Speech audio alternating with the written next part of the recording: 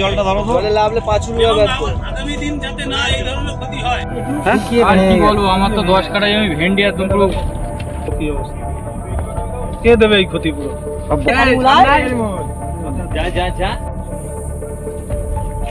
মোটা ম্যাটোডিয়ারি জল ছেড়ে আমাদের চাষের প্রচুর ক্ষতি করে দিয়েছে। মানে আমাদের যে মেন পটল চাষ আমরা এই করেই খাই, আমরা চাষ ছাড়া আমাদের অন্য কিছু নেই। আর সেখানে আমাদের বর্ষার এখনও প্রচুর সময় আছে, আরও 2-3 মাস আমরা ফল তুলতে পারতাম, মানে পটল তুলতে পারতাম। সেই জায়গাটা নষ্ট করে দিয়েছে ম্যাটোডিয়ারি জল ছেড়ে। এখন আমরা কি করব? ম্যাটোডিয়ারি কোম্পানির কাছে গেলাম, কোম্পানি বলছে আমরা জলটা কোনো রকমভাবে আটকাতে পারি, কিন্তু আমরা ক্ষতিপূরণ দেবো না। কিন্তু আমরা ক্ষতি না পূরণ দিলে আমরা কী করবো? আমরা খাবো কী করে? আমাদের বউ বাচ্চা আছে, তো আমরা কি করবো? কোনো একটা কাজ নেই, কিচ্ছু নেই। কতজন চাষি রয়েছেন আপনারা? আমি চাষ করছি না হলেও 15-20 বছর। চাষি কতজন রয়েছে? চাষি প্রায় 1-150 জন চাষি আছে। প্রতি বছরই সমস্যা নাই? প্রতি বছর না, এবছরটা বেশি সমস্যা হয়েছে। অন্য বছর হচ্ছে তাহলে বৃষ্টির জল না, বৃষ্টির জল নাই। বৃষ্টির জল পাস করার আমাদের জায়গা আছে, সেই জায়গায় যতটা বৃষ্টি হয় সেই জায়গায় জলটা চলে যায়। এখন কি চাষ হচ্ছিল মাঠে? এখন মাঠে পটল, পাট, ভেন্ডি, সব জিনিসই ক্ষতি হয়েছে। পুরো একদম এই যে ক্ষেত, ওই যে সব বুড়ে গেছে। সবে নতুন লাগিয়েছিলাম, সবে ফলটা হবে, পুরো বুড়ে গেছে। এত টেনশন করেছে, বউ হসপিটালে ভর্তি, ছোট বাচ্চা বাড়িতে, লোন নিয়ে চাষ করেছে, শোধাবো কি? ম্যাটোডিয়ারি জল এসে যে এই পটলগুলো যে নষ্ট হয়েছে, 2 থেকে 250 বিঘে জমি পটল নষ্ট হয়েছে। এটা একদিনেকার, এবছরেকার না প্রবলেম না, দীর্ঘদিনের প্রবলেম। পঞ্চায়েতে এর আগে অনেকবার জানানো হয়েছে, এর আগের বছরও জানানো হয়েছে, ওই খালি বলে দেখছি করে কাটিয়ে দেয়। এবারে অ্যাডভান্স জলটা ছেড়ে এমাট ওমাট মিলিয়ে 2 থেকে 250 বিঘে জমি পটল নষ্ট হয়েছে।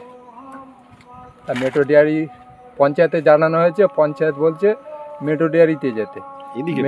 ম্যাটোডিয়ারিতে গিয়ে বলছে যে আমরা ক্ষতিপূরণ দিতে পারবো না, আমরা এই যে প্রবলেমটা হয়েছে, প্রবলেমটা আমরা দেখছি।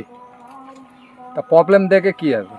তাই এই যে চাষিরা এত লোন নিয়ে এত টাকা খরচা করে যে চাষ করেছে, এর দায় কে নেবে? আমরা ম্যাটোডিয়ারি কর্তৃপক্ষের কাছে বারবার যাচ্ছি যে আপনার জলটা আটকান, কৃষকের খুব প্রচুর পরিমাণে ক্ষতি হচ্ছে। ওনার ম্যানেজমেন্টের কর্তৃপক্ষ বললো যে আমরা এর জন্য কী করবো? আমি বলি আপনার ফ্যাক্টরি থেকে জল যাচ্ছে, বলছে না। আমি বলছি না, তাহলে এই ফুটেজগুলো দেখেন, আপনার জল যাচ্ছে কিনা দেখেন। তা বললো আমরা এই বিষয়ে, আমি তাহলে কী করতে হবে? বলে আমি আমাদের ক্ষতিপূরণ দেন, আমার যারা কৃষক ক্ষতি হয়েছে, বলছে ক্ষতিপূরণ দিতে পারবো না, আমরা এটা চেষ্টা করে দেখবো আটকানো যায়। এই যে জমিতে জল প্রবেশ করছে, মূলত কতটা জায়গাতে এই জল প্রবেশ করছে? 2টো মাঠ ধরেন, 1.5 থেকে 200 বিঘে জমি আছে। কতজন চাষি রয়েছেন? চাষি আপনার নেই করে 100 জন মতন চাষি আছে। সবারই একই সমস্যা? সব একই সমস্যা। বারবার করে অভিযোগ করে না, এবং পঞ্চায়েতেও চিঠি করেছি, পঞ্চায়েত থেকেও কোনো সুরাহা পাইনি। আমাদের কাছে চাষিরা আসার পরে আমরা যারা পঞ্চায়েত পরিচালনা করি তারা সকলকে নিয়ে, আমরা চাষিদের সাথে নিয়ে আমরা কোম্পানিতে গেছিলাম।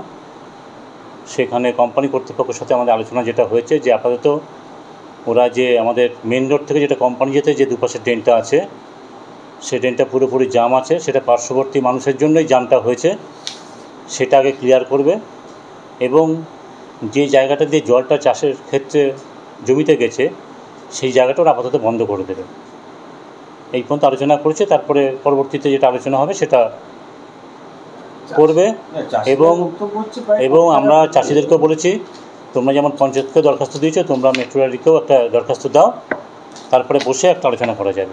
এই মোতাবেক আলোচনা হয়েছে। তারা বলছে বারংবার তারা অভিযোগ করেছে বিভিন্ন জায়গায়, কিন্তু সুরাহা মিলছে না।